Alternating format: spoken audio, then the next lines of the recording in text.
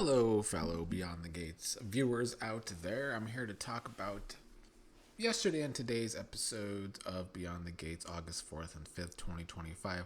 Although I have more to say about today's episode than yesterday's, which is why I didn't really feel like making a video yesterday. It was mostly all about the Articulettes concert, which I'm pretty glad that we are wrapping that up. At least I'm assuming we're wrapping that up. It was nice that they tied the storyline into a bow with the whole Anita finally talking about the lost fourth member, Barbara, who killed herself, and they finally were able to give her flowers at the concert. I still think it was a weak story overall. I don't love the way they told the story. The whole story was just, we're going to fight about the concert, we're not going to have it, and then the concert's back on, and then it's off, then it's on. But it was on, and it was a fun little concert, but not exactly riveting television. The best part of the concert was actually Leslie getting down at the concert. I thought she was pretty funny, and she was getting it at the concert. We had some other little storylines, of course. Everyone upset that Leslie and Eva were attending in the first place. Kat confronted them, and so they left because Eva said she was there trying to get her mother to leave the after party, that is, because Leslie and Eva were not invited to the after party. But when Nicole found out they tried to go to the after party, she went to Orphe Jean's to confront Leslie once again to, I guess, warn her or whatever. The other thing was Samantha trying to get Smitty and Martin to work things out. That didn't really work out. I don't think it should work out quickly. They've been building this tension between Martin and Smitty and their relationship the entire year so far that the show's been on, so I don't think we need to have them have this quick little get back together. Although, with the way they've written Smitty this whole time, it wouldn't surprise me if he immediately just takes Martin back, because that is the Smitty we know. And then the other thing, Madison showed up to the concert and she was starstruck by Anita. But yeah, I'm just glad that we've moved that Articulate story along to get to this point. I don't know where they go from here. I don't know if Tracy and Sharon continue to make appearances or if they even need to. I do like the character of Sharon. I do think they could do more with her, but I don't think I care either way if they do or they don't do more with Sharon and Tracy.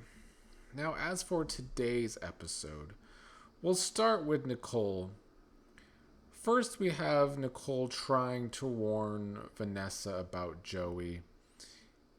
And as per usual, where that is with Vanessa, that kind of falls on deaf ears. And Nicole is warning Vanessa because Nicole knows that Joey was involved in the Martin stuff now, and that the guy ended up dead. So she tried, but she didn't get through to Vanessa, although more stuff happened later in the episode with Vanessa and Joey, which we'll get to. But the interesting part for Nicole in this episode is that she ended up running into Carlton. Carlton, the doctor that works with Ted. And Nicole and Carlton were having a good time. Ted later, of course, finding them together. And I'm assuming they're at least either testing this Nicole and Carlton thing or teasing it. But it is something that I think Nicole needs. I actually don't see the show going there too hard with this.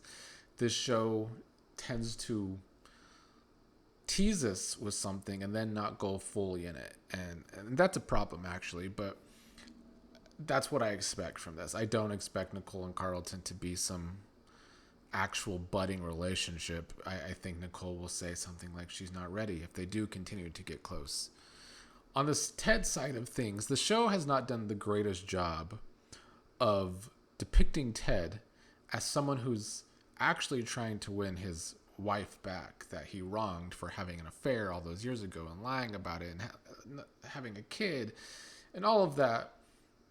And I'm assuming that's been on purpose, because the way they write Ted with the whole Leslie situation is that he's always kind of falling into Leslie's traps. Maybe today's episode is supposed to be a wake-up call for Ted, seeing Ted with Carlton, seeing Nicole happy with Carlton. Will we get the Ted that's actually putting in work, trying to win Nicole back? It's something he's been saying the past few months, but in actions, I don't think that's actually been something we're seeing. So we will see if this is a wake-up call for Ted. Now, the other interesting thing for me, and I see mixed feelings with the Doug and Joey and Vanessa storyline. It's honestly one of the only storylines that still entertains me right now. I will say they've kind of gone from 0 to 100 real quick, with Doug kind of going off the rails.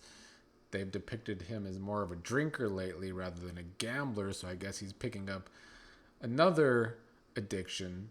And today's episode did a good job of like tying different characters together. So we had Nicole warning Vanessa about Joey, and then in this episode we have Ted trying to figure out what's wrong with Doug, because the board is very upset with Doug because he's been showing up to work distracted and unfocused. And Ted wanted to help Doug, but Doug was saying he doesn't want Ted's judgment or help. And Doug was getting very defensive when Ted was talking to him, and made quite the dig at Ted, saying that unlike Ted, his marriage is still intact. Now, I'm sure Ted could have said some things about Doug being a cuck if he wanted to, but Ted did not go there. Ted still was trying to help Doug after that. But as I said, they are depicting Doug as kind of going off the rails, and by the middle of the episode, he has quit his job at the hospital and calls Vanessa to let her know he's unemployed. And he blames Vanessa since she won't call off her games and business dealings with Joey. So he's saying that if she wants to be the queen of money laundering, then he will be the king. And he kind of wants to up the ante on their deal with Joey, because he's saying he has all this blackmail on Joey and that he holds the cards right now. But Doug doesn't know that Joey had his phone bugged. So later, when Vanessa and Joey meet up, Joey plays that recording for Vanessa to let her know that he has now heard the conversation between her and Doug. And so while Vanessa was coming to Joey, concerned that they need to slow down with his dealings because her accountant was, the math wasn't mathing or something on the files. I didn't really follow that at the beginning of the episode. But Joey's saying to her that they have a bigger problem, and that problem is her husband. So that's when he played the recording for her. Vanessa's still saying that she can keep Doug under control. We will see. You know, Vanessa and Joey still have this sexual relationship that they got going on, and I think that's the way she continues to try to keep Joey under control. But right now she's having a very hard time keeping Doug under control. Talked about months ago how I felt like Doug could be the first character they kill off. And I said that because he's not actually on contract, even though they use him a lot. I don't want Doug to be the first character they kill off on the show. But it's possible. With the way they're writing him right now, if Joey's going to get sick of him, it could happen. But they've actually done a lot of work with Doug. And although he has kind of gone off the rails a little too fast, I feel like he is a character they've tried to start fleshing out. They haven't fleshed him out as well as they have done Vanessa. She went from a caricature to a more well-rounded character right now that I actually do enjoy watching. But I am still very intrigued by where they're going with the story because I don't actually know. And then the last couple things, I'll hold off on Andre and Ashley crap for a second. We did have some Haley. She brought some breakfast to Bill at work. She tripped, fell right on her stomach. Haley declined to go to the doctor, and Bill should have been way more weird about that to me, because she literally fell stomach first. She's supposed to be pregnant, and yeah, she's not that far along. But nonetheless, I do think we're going to see a lot of that pregnancy storyline play out this week, judging by the preview for this week. So we'll see where Haley goes with this and what her ultimate plan is, because we don't know. The show likes to not let us know on some of these villains' plans, but they still don't depict Haley as a full villain yet, and I think they need to. We need to know where Haley is going with this, because Haley just needs to be made more interesting in general. And so does the character of Ashley, but I don't think she's ever going to be interesting to me. Her and her mother had a conversation. Her mother's concerned about her crush on Andre. Ashley's talking about how her and Derek didn't work out because she had bigger dreams than him. And Andre's someone that she could have big dreams with.